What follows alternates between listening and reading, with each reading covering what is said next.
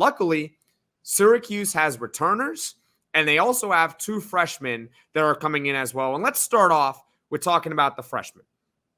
Donnie Freeman, okay? Donnie Freeman. Tristan Freeman, I know the 2 Freemans there. Tristan Freeman called Donnie Freeman a top 50 prospect in the article. That's misleading. It's not a lie, but it's certainly misleading because, yes, Donnie Freeman is a top 50 prospect. But that's not really the whole truth.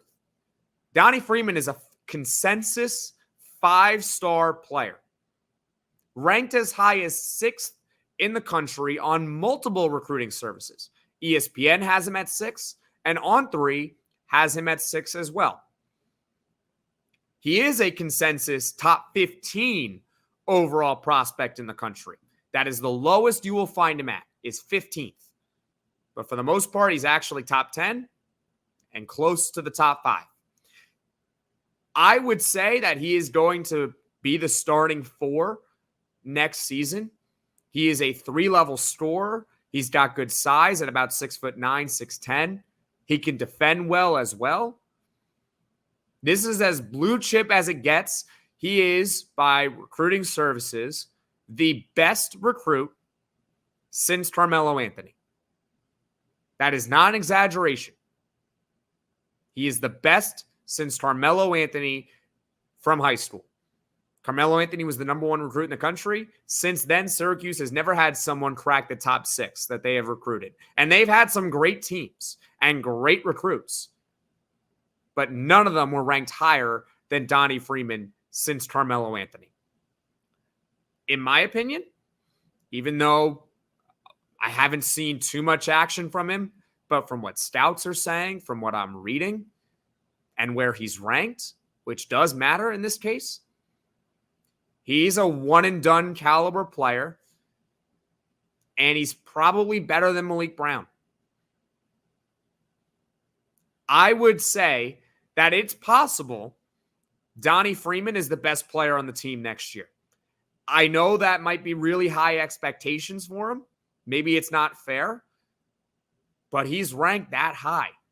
He could be Syracuse basketball's best player next season. So if I were to rank their losses versus their gains, you can make an argument that Donnie Freeman is the best player that Syracuse gained or lost this offseason. That's right. You can say that he's better than Judah Mintz. That's your opinion.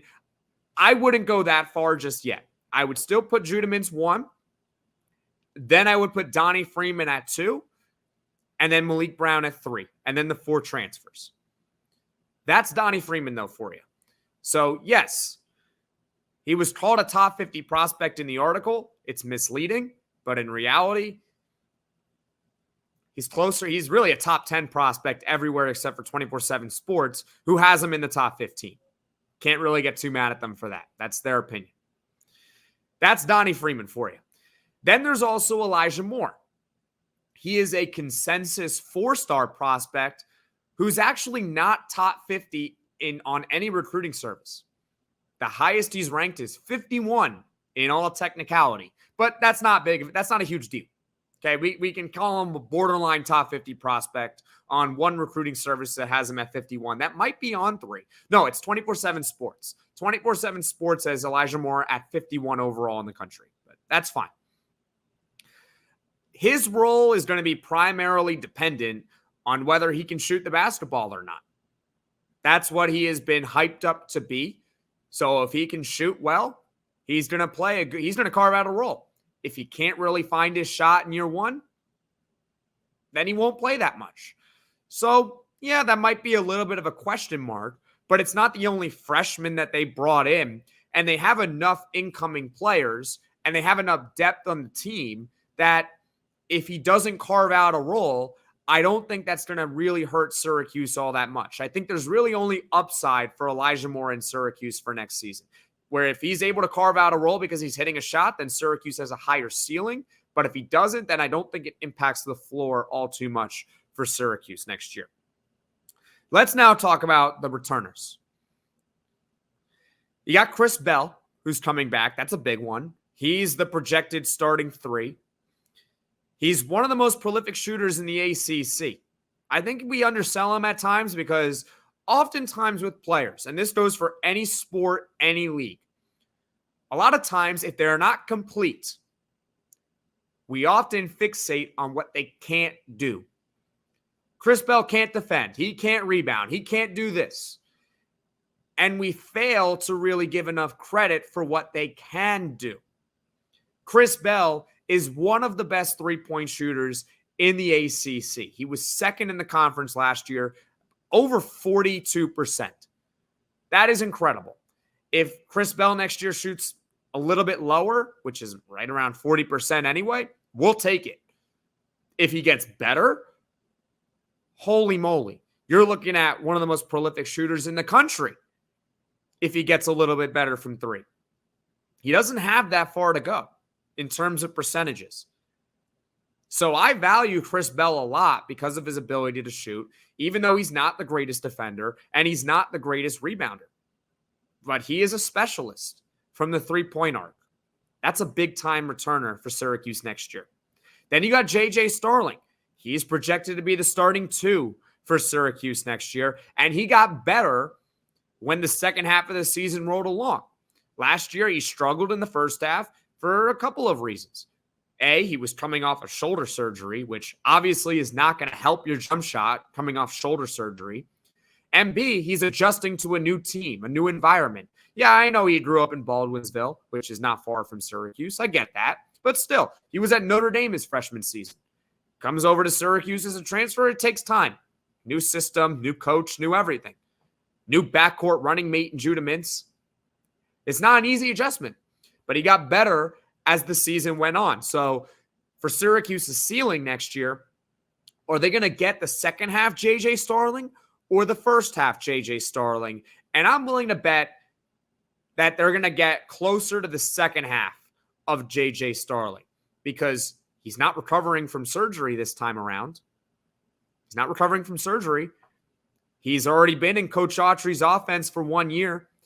And I think it also helps that his point guard is going to be more of a distributor next year. This is no slight to Judah Mintz, but Judah Mintz, even though he had a lot of assists, he's a very ball-dominant guard.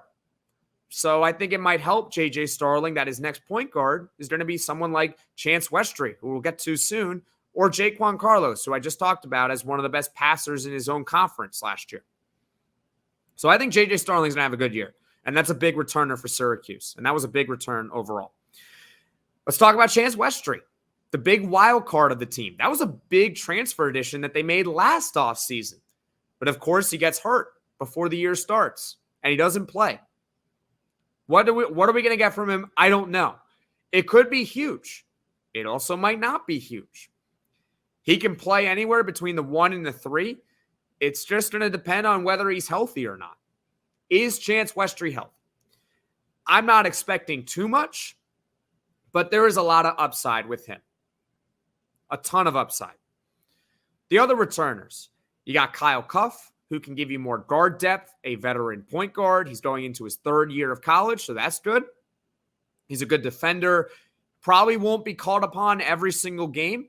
There's going to be games where he probably doesn't play at all, but he's a good defender, so you can use him in defensive situations. Even though Jaquan Carlos, I forgot to say this about him, he's an all-conference defender. Then you also have Naheem McLeod, who I talked about when discussing Eddie Lampkin. Naheem McLeod, I like Naheem McLeod. I just think he was cast in a poor role last season out of necessity. They didn't really have another center on the roster other than Peter Carey Munir-Hima. That was it. So Naheem had to be the starter, and then, of course, he got hurt. I think it's best that he's going to be coming off the bench in all likelihood. I think that's a good thing for Syracuse next season. So overall, when you look at who they returned J.J. Starling, they returned Chris Bell. Those are big. Chance Westry's a wild card, so who knows? Then you got Kyle Cuff, and you got Naheem McLeod. One guy is depth, one guy is a second-string center. That's fine. You got the 2 freshmen, Donnie Freeman, who is the best Syracuse basketball recruit since Carmelo Anthony, and Elijah Moore, who is a consensus 4-star prospect. He can maybe provide a little bit of shooting to the team next season if he's able to carve out that role. And then when you look at the other 4 players they brought in the transfer portal, I would say overall that the transfers, the returners, and the freshmen outweigh the losses that Syracuse basketball had last year. So I would give the Orange a B for their offseason. I think a C is a little bit low. I respect the opinion. And I like, once again, when national writers, experts, they talk about Syracuse, because it does open our eyes a little bit. Consider the other perspective. What are they saying? Are they maybe a little bit misleading or misinformed? What is it? So we can debunk it and settle it together. So I thank Tristan Freeman for giving the grade. Overall, I disagree.